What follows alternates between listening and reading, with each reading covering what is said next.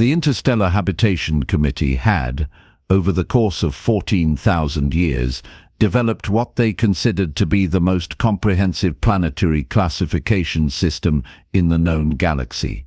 It was a masterpiece of bureaucratic precision, a thing of beauty really, if you were the sort of person who found beauty in color-coded spreadsheets and risk assessment matrices.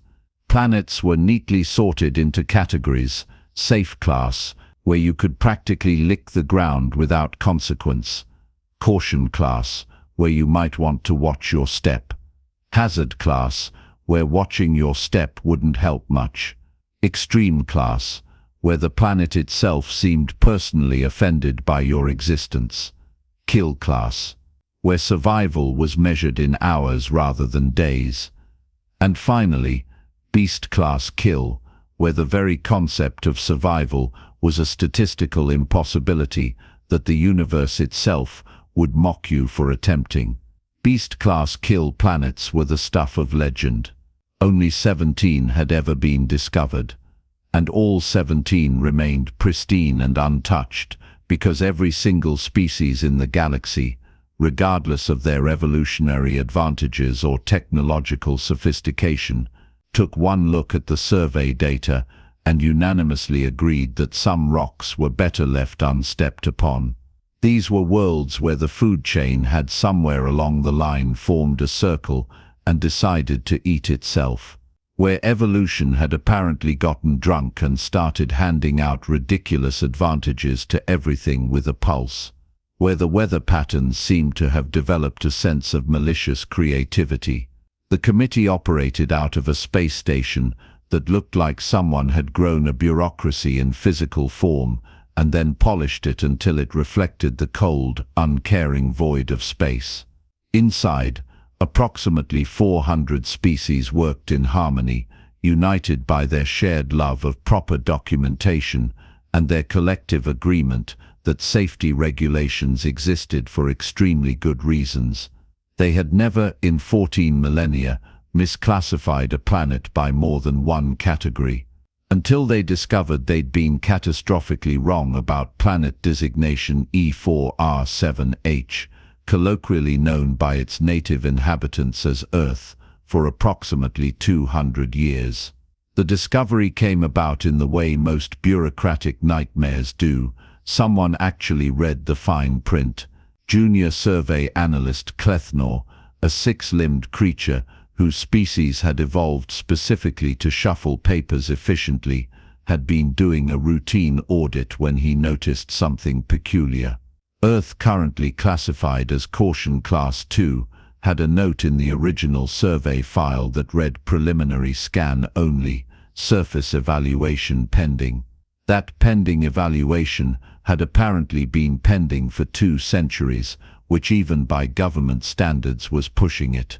Being the sort of thorough employee who made middle managers weep with joy, Clethnor decided to run a full planetary analysis.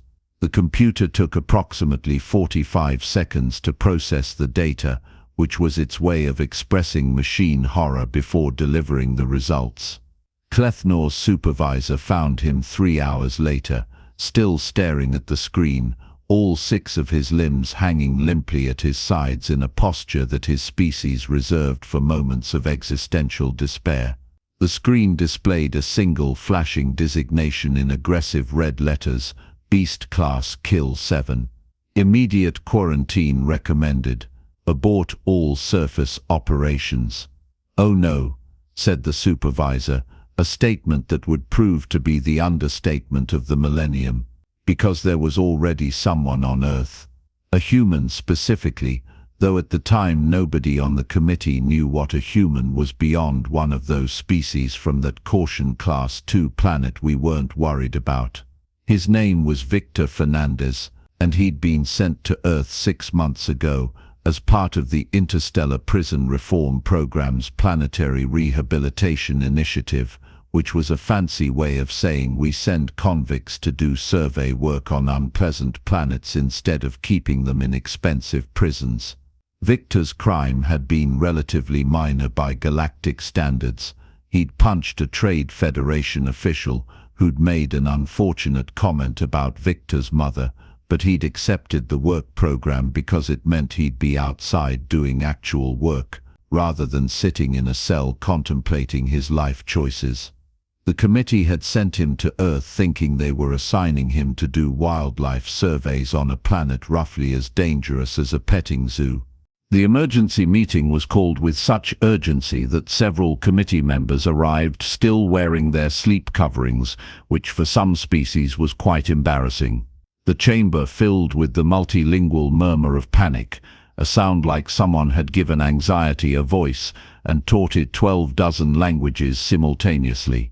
Chairman Vexith, whose species had evolved on a safe Class 1 planet and had therefore never developed any tolerance for stress, called the meeting to order with a trembling appendage. "Let me make sure I understand correctly," he said, his translator rendering his distress in perfect clipped tones. "We sent a member of a native species to live unsupervised on a beast-class Kill 7 planet for 6 months. Technically, Clethnor offered weekly. We sent him to what we thought was a Caution Class 2 planet. That doesn't help." The room erupted in a cacophony of worried chittering, concerned humming, and one species equivalent of nervous flatulence, which made everyone else even more uncomfortable. Someone pulled up Earth's actual danger profile on the main screen, and the room fell silent as they collectively absorbed the horror. Earth, as it turned out, was an absolute nightmare of biological hostility wrapped in a thin veneer of breathable atmosphere. The planet featured apex predators on every continent, multiple apex predators plural, which shouldn't even be ecologically possible. Things with teeth the size of daggers. Things with venom that could drop a creature 40 times their size. Things that could run at speeds that violated several species' understanding of physics. There were plants that could kill you by touch. Insects that formed colonies with military-level organization and decided that everything not in the colony was an enemy.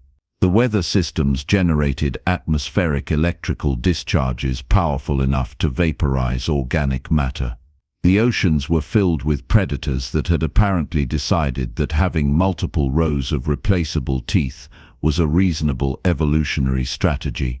And 70% of the planet was covered in dihydrogen monoxide mixed with sodium chloride and approximately 47 other compounds, creating a corrosive solution that would destroy the cellular structure of 2/3 of known spacefaring species. "He's been drinking that," someone whispered, reviewing Victor's water consumption reports. "He's been swimming in it," someone else added, their voice climbing into registers usually reserved for species under attack. "For fun," a third voice contributed. "His reports say he does it for fun." Chairman Vexith made a decision: send an immediate extraction message. Emergency priority.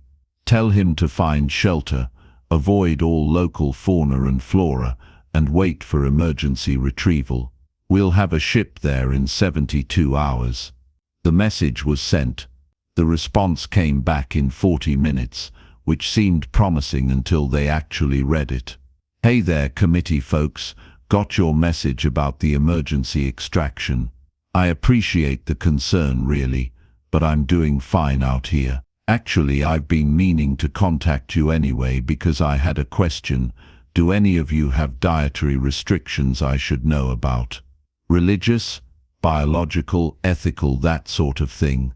I'm thinking of putting together a little welcome dinner when you arrive. I've been experimenting with the local ingredients, and I think you'll be impressed with what I've found. Let me know. Victor." The committee stared at the message. "He's gone insane," declared Medical Officer Tilthix, whose species had 3 brains and therefore considered themselves experts on mental health. Survival stress on a beast-class planet. His cognitive functions have clearly degraded. He thinks he's in a safe-class environment. Classic delusional break from reality. "We need to send that extraction team immediately," Vexith agreed, "and prepare a medical quarantine suite. The poor creature has clearly... The communications console beeped again. Another message from Viktor, this one flagged as containing an attachment. Forgot to include my initial findings report. Been meaning to send this for a while, but kept getting distracted with the cooking experiments. Hope this helps with your records. Mayan. Someone opened the attachment. It was titled, and this was completely accurate. Edibility and Flavor Profile Analysis of Earth's Megafauna. A Survivor's Guide to Not Starving While Surrounded by Things That Want to Eat You. The first entry began, Alligator mississippiensis. So these things are basically armored ambush predators that hang out in the swampy regions. Teeth like serrated knives, bite force that could crush a shipping container, surprisingly fast on land, despite what you'd think looking at them. Tastes like a cross between fish and poultry, which I know sounds weird, but trust me on this. The tail meat is the best part, firm texture, holds up well to smoking.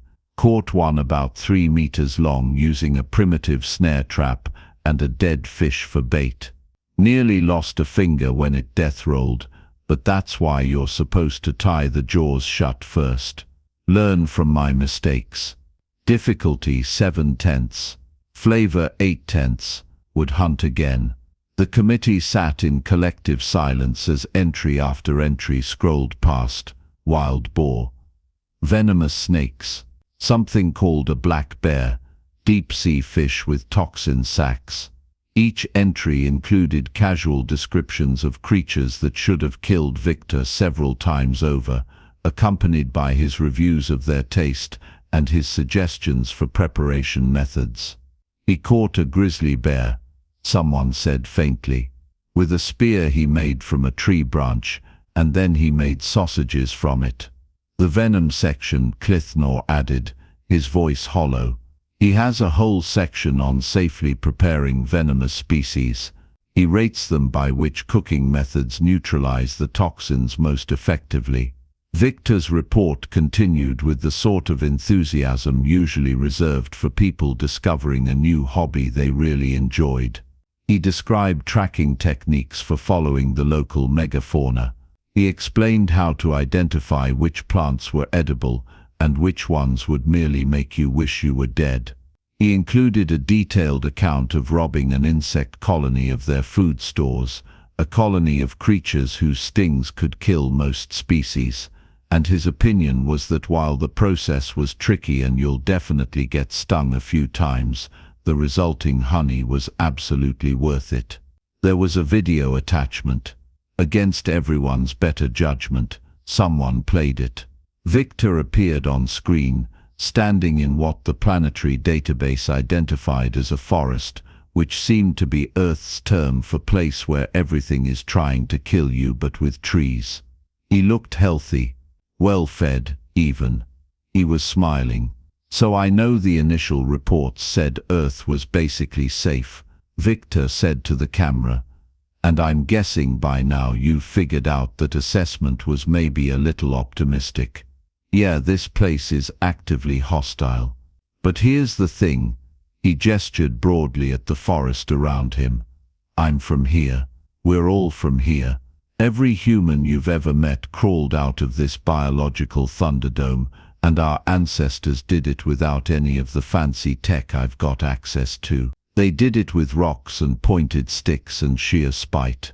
He reached off camera and held up what appeared to be a large aquatic creature. This is a northern pike, apex predator of the freshwater lakes. Teeth designed to grip and shred. I caught it this morning using a hook made from a bent wire and some dried meat as bait. Pan-fried the fillets with some wild herbs I found. Absolutely delicious. Viktor set the fish down, and his expression became more serious, though his eyes still held that slightly manic gleam of someone who was having way too much good a time. Look, I know you probably think I'm crazy for staying here, but this is the first time in months I've felt actually alive. Everything here demands respect. You pay attention, or you die. And yeah, I've had close calls. He lifted his shirt to show a bandaged section of his torso, got a little too confident around a wild boar last week, learned that lesson, but that's part of it. This planet makes you earn your survival, and there's something honest about that. The video ended. The committee sat in stunned silence. Pull up the historical files on Earth, Vexi said quietly. All of them. I want to know what else we missed. The search results were, to put it mildly, illuminating in the way that staring directly at a sun was illuminating. Earth's history was a litany of catastrophic events that should have rendered the planet lifeless dozens of times over. Ice ages that covered most of the landmass in frozen death. Volcanic eruptions that blotted out the sun for years. Impact events from space debris. And through it all, the dominant species, humans, had not only survived but thrived. They domesticated wolves, someone read aloud from the file. The same wolves that were apex predators. They selectively bred them into hundreds of varieties and kept them in their living spaces as companions. They invented agriculture during an ice age, another voice added. They looked at the frozen wasteland and said, what if we forced specific plants to grow where we want them? There's a note here about persistence hunting, Clithnor said, his voice carrying the numb quality of someone whose worldview was actively collapsing. Humans aren't particularly fast compared to their prey, so they just followed them, for hours, sometimes days, until the prey literally collapsed from exhaustion. They walked their food to death. The files kept coming. Humans had survived predators that outweighed them by orders of magnitude. They'd crossed frozen wastes and burning deserts. They'd looked at the corrosive ocean and built vessels to travel across it. They'd found nearly every plant and animal on their planet and asked themselves, can I eat this? And the answer was usually yes, if you cook it right. They put capsaicin in their food, someone said, reading the xenobiology report. On purpose. That's a chemical defense mechanism meant to cause pain. They cultivated plants to produce more of it because they liked the sensation. Another message arrived from Viktor. This one was longer, a full video report that he'd apparently recorded as a weekly update. The committee, now operating on a mixture of morbid fascination and genuine scientific horror, played it. Viktor had clearly made himself at home. He'd constructed a shelter that looked sturdy enough to survive the local weather patterns. Behind him, various animal pelts were stretched for drying. A fire pit smoldered with what appeared to be smoking racks loaded with meat. Week 24 on Earth, Viktor began, and the committee realized they'd been receiving updates this entire time without actually reading them. The weather's been interesting, had a hurricane pass through last week, which was exciting. Lost part of the roof, but the main structure held. Managed to catch about 40 kilos of fish during the flooding. Salted most of it for preservation. He walked the camera through his camp, pointing out various features. A garden where he'd cultivated local plants. A smoking shed. Storage areas dug into the ground to keep food cool. It looked less like a survival camp and more like someone's weekend retreat. Been thinking a lot about commercial applications. Viktor continued, and several committee members felt their stress levels spike. This planet has incredible biodiversity. The flavor profiles I've discovered are unlike anything I've tasted in the wider galaxy. There's this thing called barbecue, low and slow cooking with wood smoke, and I've been applying it to some of the larger predators. The results are phenomenal. He held up a piece of cooked meat on a primitive fork. This is smoked bear. I marinated it in a mixture of local herbs and berries for 3 days, then smoked it over oak wood for 16 hours. The fat renders out, the smoke penetrates the muscle tissue, and you get this rich, complex flavor that he took a bite, chewed thoughtfully. Honestly, this could work in fine dining. I'm serious. The camera cut to Viktor standing at the ocean's edge, waves crashing behind him. I know the ocean here is classified as hazardous, salt water, high mineral content, etc. But the marine life is incredible. Been doing some dive fishing. The crustaceans alone are worth the trip. There's this species we call lobster that's basically underwater armor with meat inside. Boil them in seawater with some herbs, crack them open, and you've got some of the sweetest, most delicate flesh you can imagine. He pulled out a notebook, handwritten and water-stained. I've been cataloging everything. Safe preparation methods, seasonal availability, sustainable harvesting practices. I've got detailed notes on at least 60 species that are not only edible, but genuinely delicious. And I'm just one person in one region. This planet has hundreds of distinct ecosystems. Viktor's expression grew more animated. Here's what I'm thinking: controlled tourism, destination dining, extreme cuisine from the beast-class planet.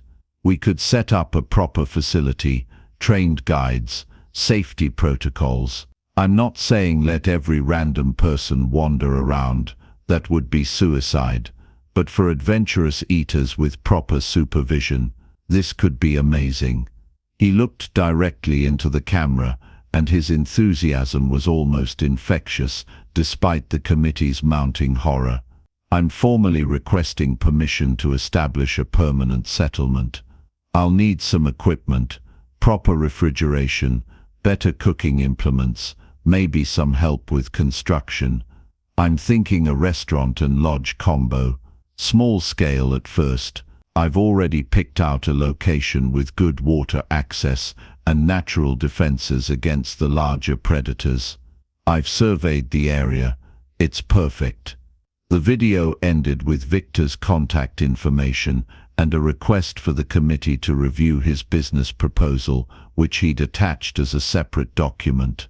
Nobody opened the business proposal.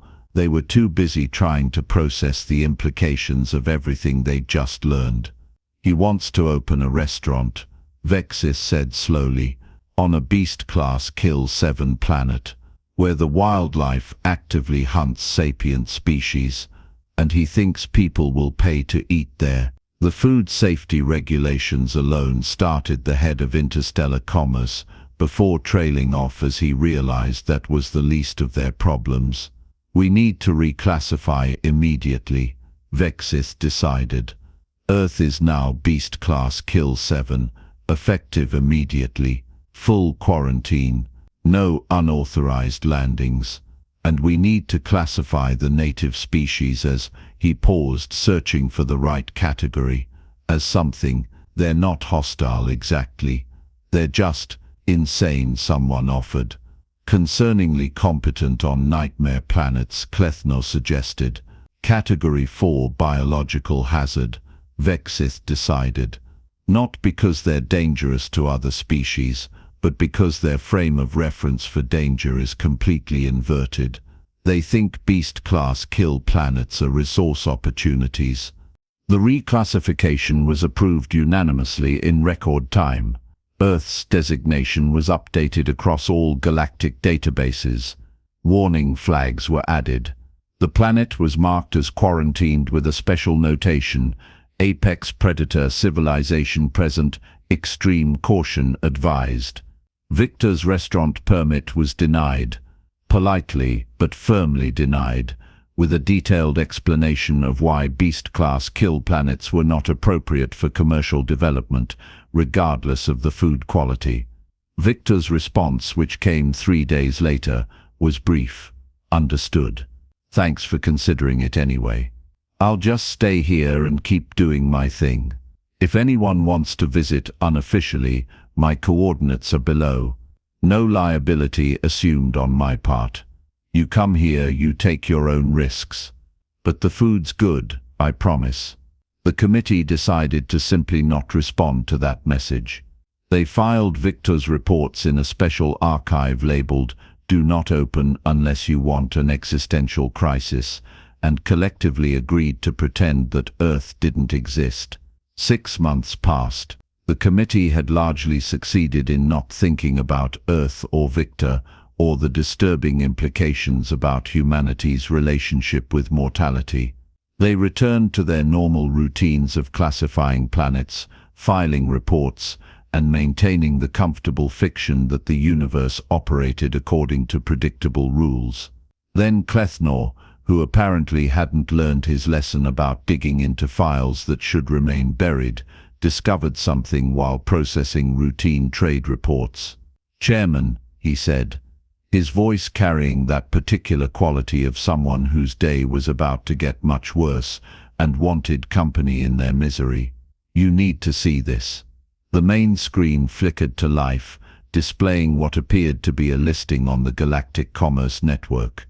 The listing was simple: Viktor's Wilderness Kitchen, authentic beast-class cuisine. By appointment only. Extreme dining for extreme enthusiasts. All sales final. No refunds for death or dismemberment. There were reviews. 3 reviews to be specific, each from a different species known for their sense of adventure and complete lack of survival instinct. "Incredible experience," read the first review, posted by a Thexian explorer famous for climbing extreme-class mountains without safety equipment. "The human host is welcoming, and the food is genuinely unlike anything available elsewhere in the galaxy. The surf and turf combination platter was exceptional. Yes, I nearly died during the journey to the location. Yes, it was worth it. 5 stars. Will visit again." The second review was from a Kelvorian food critic who'd made a career out of reviewing cuisine from dangerous locations. "Viktor's passion for his craft is evident in every dish. The smoked megafauna is prepared with techniques I've never encountered elsewhere. The atmosphere is rustic but charming. The host's stories about hunting each creature are entertaining, if somewhat horrifying. Be advised, this is not for the faint of heart in any sense of the phrase. 4.5 stars, only because the journey nearly killed me twice, and I feel that should count for something." The third review was simply, "Holy shit, that was good. Almost got eaten by something on the beach. Worth it. Bring strong shoes." 5 stars. Someone had attached photos to their review. Viktor's restaurant appeared to be his camp, expanded and improved. There were tables. Actual tables made from local wood, set with what looked like handcrafted utensils. String lights powered by a small solar generator. A covered cooking area with multiple fire pits and smoking chambers. It looked almost civilized, if you ignored the fact that it was built in the middle of a beast-class nightmare. "He's running an illegal restaurant," Vexis said, his voice flat with defeat. "On a quarantined planet. And people are paying to go there. And they're leaving positive reviews. Should we?" Clethnor trailed off, not quite sure how to finish that sentence. "Should they what?" "Send enforcement to a beast-class Kill 7 planet, to arrest a human who'd been thriving there for nearly a year. The human who'd taught himself to hunt apex predators for sport and sustenance. That seemed like a poor use of resources and a good way to lose enforcement officers." Vexis stared at the screen for a long moment, watching as a 4th review appeared in real time. 5 stars. "The venison was exceptional. You know what?" Vexis said finally. "We're not going to look at Earth anymore. We've classified it. We've warned everyone. If some people want to risk their lives for good food, that's their choice. We'll just pretend we don't see it. But the regulations are meant to protect people, yes. And anyone who books a reservation at Viktor's Wilderness Kitchen is clearly beyond our ability to protect. We'll update Earth's file to note that there's an unauthorized settlement, and that will be the end of it. File it. Forget it." Move on. Clethnor nodded slowly, recognizing defeat when he saw it. He updated Earth's file with a final note. Native human population has established commercial food service. Visits not recommended, but apparently occurring anyway. Committee assumes no responsibility for individuals who choose to dine on beast-class planets. Life in the Interstellar Habitation Committee returned to normal, or as normal as it could be, knowing that somewhere out there, on a planet that should be impossible to survive on, a human was serving dinner to paying customers and probably having the time of his life.